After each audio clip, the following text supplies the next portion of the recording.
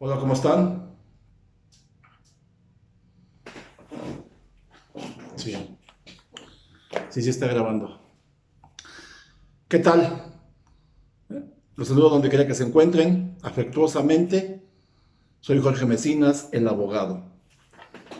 Y fíjense que en esta ocasión les quiero comentar algo que me platicó un amigo y que me parece importante compartirlo con ustedes para que se enteren más o menos cómo está la cosa en las audiencias penales. Este amigo me comentó que se había cometido un robo de un vehículo en flagrancia, es decir, que los agarraron cuando estaban robándose el vehículo y la policía los detuvo y los llevó al Ministerio Público. Uh-huh. Estuvieron en el Ministerio Público 2 días aproximadamente y el Ministerio Público los puso a disposición de un juez de control, o también se puede decir, los puso a disposición del órgano jurisdiccional, es lo mismo, decir juez de control que órgano jurisdiccional. Uh-huh.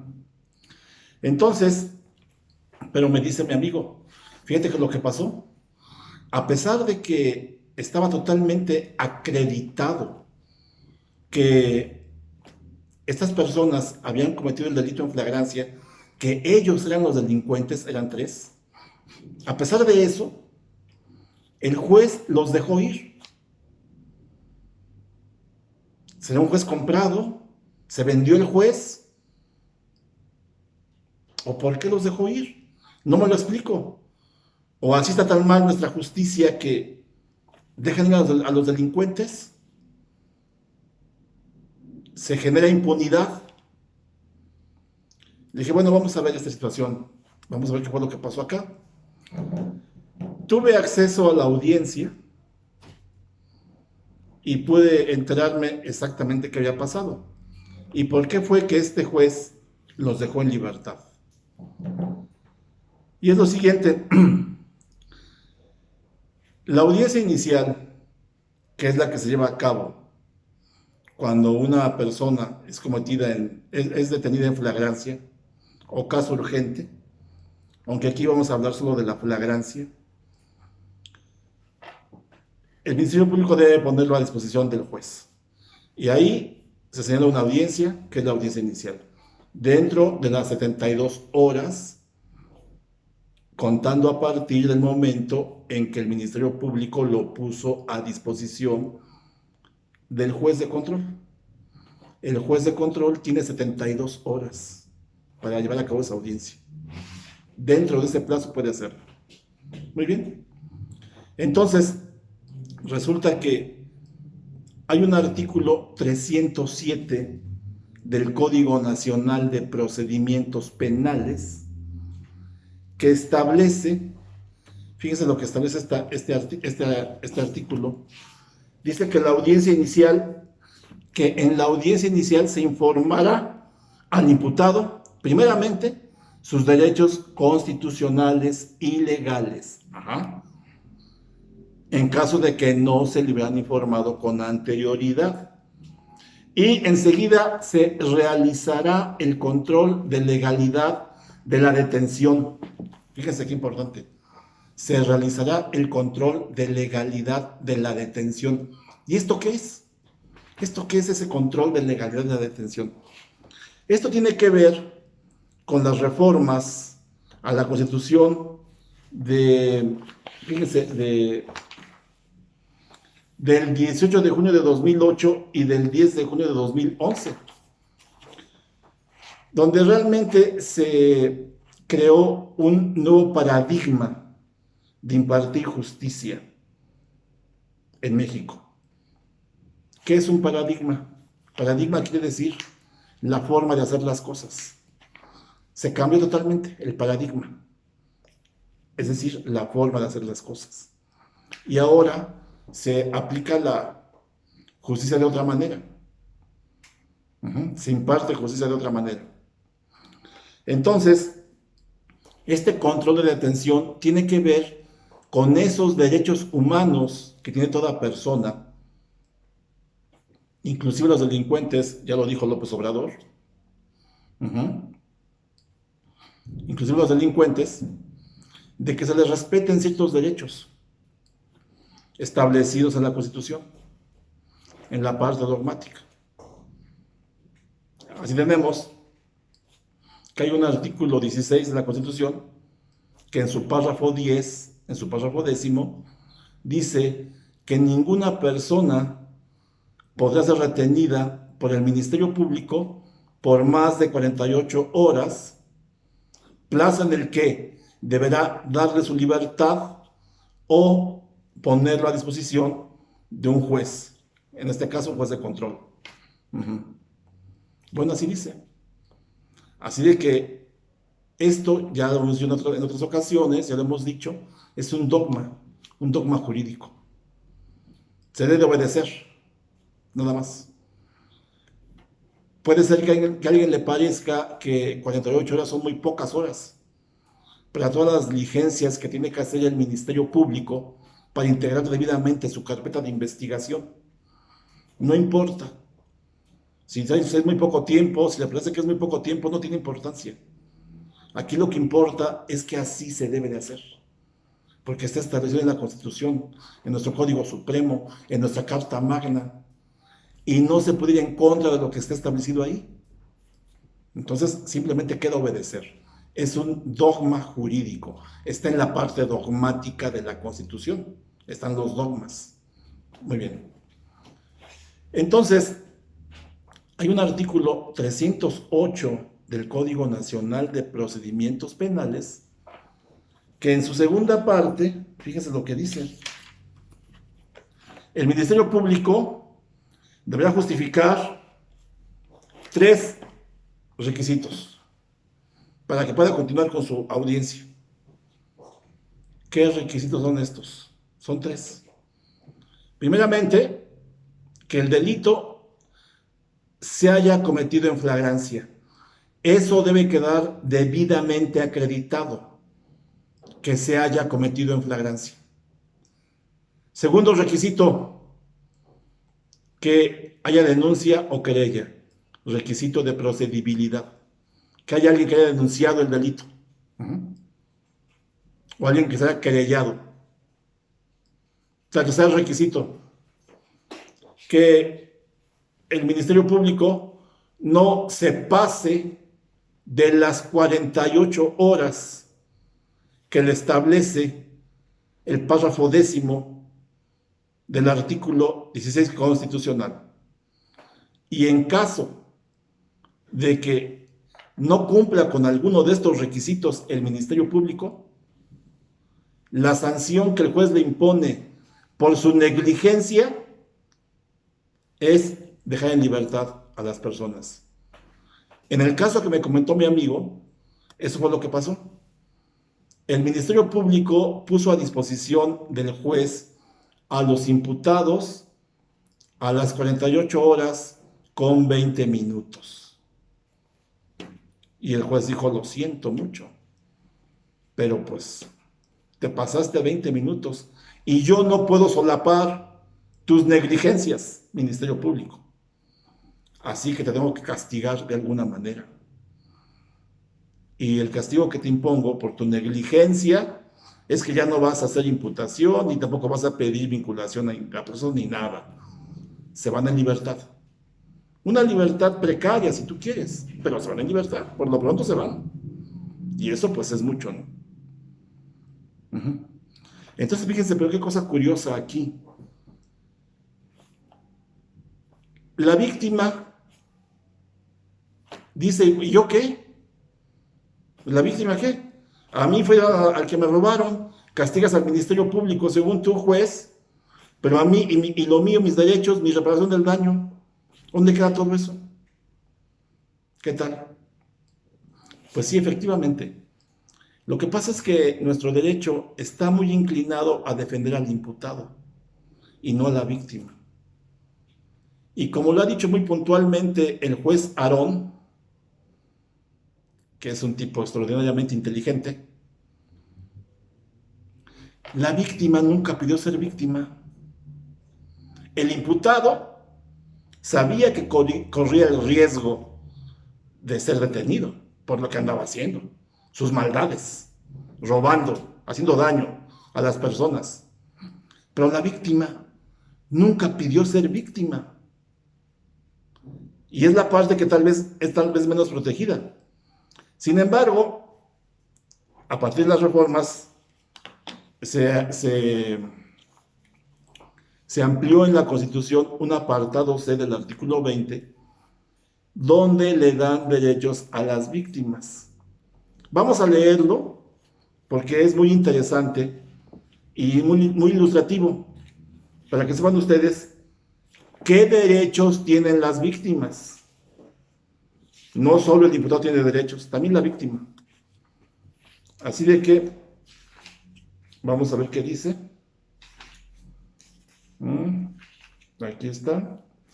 Dice, artículo 20, apartado C, de los derechos de las víctimas. Artículo 20 constitucional. Igual está en la parte dogmática, por lo cual es para obedecerse, no para discutirse. ¿De acuerdo? 1. Recibir asesoría jurídica. Ser informado de los derechos que en su favor establece la Constitución. Y cuando lo solicite, ser informado del desarrollo del procedimiento penal. Esta reforma fue el 18 de junio de 2008. 2. Coadyuvar con el Ministerio Público. Coadyuvar quiere decir auxiliar, participar. A que se les reciban todos los datos o elementos de prueba con los que cuente, tanto en la investigación como en el proceso. A que se desahoguen las diligencias correspondientes y a intervenir en el juicio e interponer los recursos en los términos que prevea la ley. Cuando el Ministerio Público considere que no es necesario el desahogo de una diligencia, deberá fundar y motivar su negativa. 3. Recibir desde la comisión del delito atención médica y psicológica de urgencia. 4. Que se le repare el daño. Qué importante esto. Que se le repare el daño. En los casos en que sea procedente, el Ministerio Público estará obligado a solicitar la reparación del daño, sin menoscabo de que la víctima u ofendido lo puedan solicitar directamente. Vean esto, qué importante. Si el Ministerio Público no lo pide, el ofendido puede, o la víctima directamente, pueden hacer un escrito y solicitarlo al juez de control. Y el juzgador no podrá absolver al sentenciado de dicha reparación si ha emitido una sentencia condenatoria. La ley fijará los procedimientos ágiles para ejecutar las sentencias en materia de reparación del daño. Fracción quinta. Tiene este otro derecho las víctimas al resguardo de su identidad y otros datos personales en los siguientes casos: cuando sean menores de edad, cuando se trate de delitos de violación, trata de personas, secuestro, delincuencia organizada, y cuando a juicio del juzgador sea necesario para su protección, salvaguardando en todo caso los derechos de la defensa. El Ministerio Público deberá garantizar la protección de las víctimas, ofendidos, testigos y en general todos los sujetos que intervienen en el proceso. Los jueces deberán vigilar el buen cumplimiento de esta obligación. Fracción sexta. Solicitar las medidas cautelares y providencias necesarias para la protección y restitución de sus derechos. Y fracción séptima, que es la última, impugnar ante autoridad judicial las omisiones del Ministerio Público en la investigación de los delitos, así como las resoluciones de reserva, no ejercicio de la acción penal, desistimiento de la acción penal o suspensión del procedimiento, cuando no esté satisfecha la reparación del daño. O sea, fíjese que aquí privilegian a la víctima, pero solo a que se le pague su reparación del daño. Si ya se te cumplió, bueno, ya casi no tienes nada que discutir. Te pagan tu reparación y ya. Muy bien. Bueno, pues así están las cosas. Bueno, este artículo tiene su correlativo con el artículo 109 del Código Nacional de Procedimientos Penales, donde también viene un listado más amplio de los derechos de las víctimas. Simplemente los remito a su lectura. Es el artículo 109 del Código Nacional de Procedimientos Penales. No lo leemos aquí por no hacer muy largo el video, sino que lo hagamos lo más ágil posible. Ajá. Bueno, así de que vamos a ver ahora consejos prácticos. Así de que entonces, ¿qué debería de hacer el abogado de la víctima? Que en este caso se llama asesor jurídico. Grábenselo bien. El abogado de la víctima se llama asesor jurídico. El abogado del imputado o del delincuente o posible delincuente se llama abogado defensor. Y el de la víctima se llama asesor jurídico, que también es un abogado. No es que defiende los derechos de la víctima, no del imputado. Ajá. Bueno, yo sugiero lo siguiente. Si estamos viendo que tiene 48 horas el Ministerio Público para poner a disposición al imputado ante el juez y yo soy el asesor jurídico, bueno, lo que tengo que hacer es corretearlo en el Ministerio Público para que se apure y no vaya a ser que se le pase el término.